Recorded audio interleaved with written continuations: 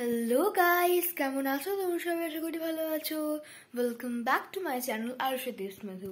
So today is Friday 10th May আর শুভ অক্ষয় তৃতীয়া সবাইকে।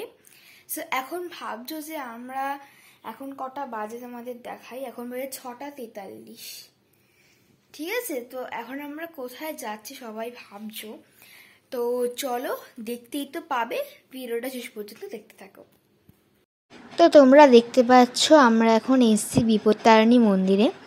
তো আমরা কোনো ভালো কাজের আগে বা কোথাও যাওয়ার আগে মা বিপত্তারিণীর দর্শন তো অবশ্যই করি।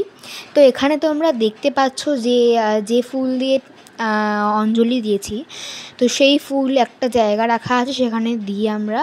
আর এখানে সবথেকে ভালো নিয়ম এটা, তোমরা পুরো মায়ের পায়ে হাত দিয়ে প্রণাম করে আসতে পারবে।